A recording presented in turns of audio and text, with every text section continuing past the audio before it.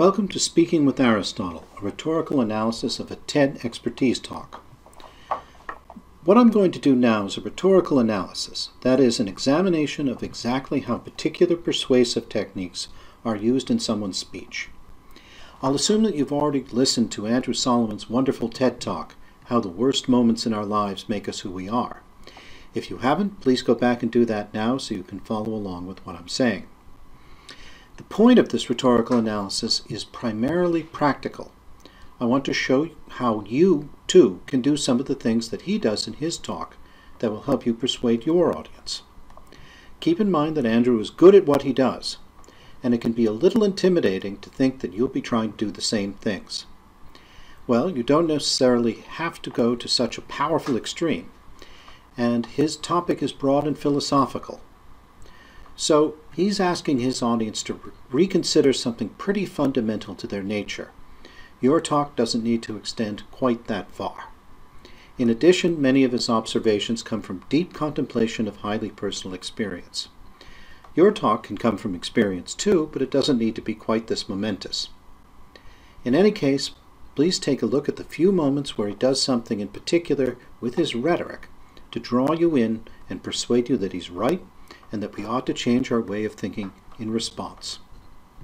So, just to review, here are the 5 elements of Aristotle's pentad in the order in which I think they appear in the talk. First is ethos. Now, this one is essential. Nothing you say matters if no one believes you or trusts you. So you must establish the values and credibility of your own expertise and your own persona in relation to the community. Logos, which we commonly think of as logic, is something a little bit broader.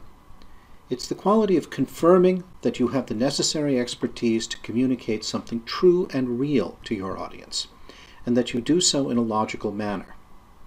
In other words, this one means that your speech has both internal consistency, that it makes sense, and external validity, that it's about true things.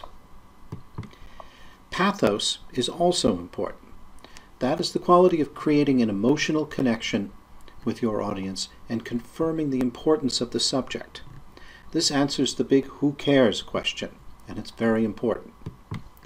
Likewise, telos, the idea of building a common goal for your audience in light of the point made in the speech. It asks them to do something specific, to respond to that speech, not just follow along and be persuaded by it, but to take action. Kairos works very well with telos. It connects the speech to its place and occasion, often answering the forgotten questions of, why are you telling me this here and now? So with these in mind, let's take a look at this opening. As a student of adversity, I've been struck over the years by how some people with major challenges seem to draw strength for them, and I've heard the popular wisdom that has to do with finding meaning. Notice the second sentence too. And for a long time I thought the meaning was out there, some great truth waiting to be found. Now already in 2 sentences he's done 2 important things. First, he's established common ground with the audience by means of an appeal to conventional wisdom, what he calls the popular wisdom. Because he admits that he thought this way for a long time, it's okay for us to have believed the same thing too. And he's going to tell you how his thinking changed.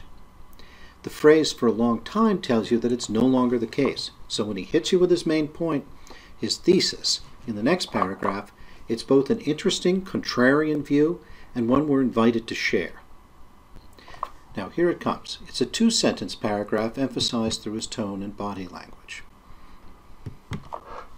Over time, I've come to feel that the truth is irrelevant. We call it finding meaning, but we might better call it forging meaning. Notice that this is part of logos, the logic of the piece. He moves very seamlessly from one element to the other. All of these elements work toward establishing him as an expert who will tell the truth, the logos, and someone who cares about the audience's values, the ethos. And all of these in turn depend on his credibility. Here comes some more pathos. where he tells a moving anecdote about feeling excluded as a child that he frames with a central claim about the paradoxical value of suffering.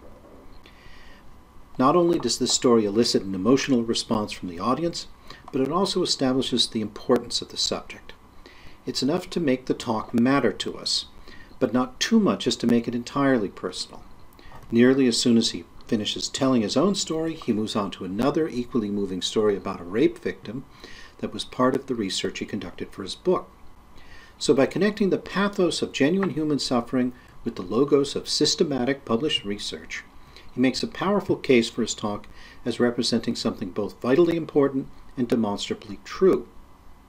And that wind-up is just perfect. I survived that childhood through a mix of avoidance and endurance. What I didn't know then and do know now is that avoidance and endurance can be the entryway to forging meaning. See, in turn, each of these stories of suffering supports important ways that he develops his thesis. The powerful variations on his initial claim, that we forge meaning in our lives rather than discover it, come at the end of each anecdote, like the moral to a fable, but with greater nuance and complexity. And after speaking with the human rights activist in Burma, he finally draws this conclusion. And I understood her to be saying that concessions confer only a little humanity, where full humanity is due, that crumbs are not the same as a place at the table, which is to say you can forge meaning and build identity and still be mad as hell. Now, this wonderful ending fits perfectly with what he also gets from a Soviet dissident. Sometimes forging meaning can give you the vocabulary you need to fight for your ultimate freedom. So what he's been driving at, with his anecdotes about his own life and with the lives of others that he's encountered in his research, is that you can do it too. Look at the number of times that you appears here. You are given the vocabulary. You can forge meaning. The ending of his talk, where he discusses his escape from self-loathing and shame toward a life of celebration, gives the audience a mission too, a telos, to discuss and celebrate difference as a way of forging identity. In addition, the kairos of the talk, its place among all the TED Talks ever given by experts in many fields, its dual status as both a live talk given to a live audience and an artifact of the internet preserved in audio, video, and text files, all these things relate the time and circumstances of 20th century digital communication to a momentous turning point in history. If we live out loud, we can trounce the hatred and expand everyone's lives. Here he's brought the you and the I together in a we. I'll leave you to discuss the importance of that move from I to you to we on the discussion boards.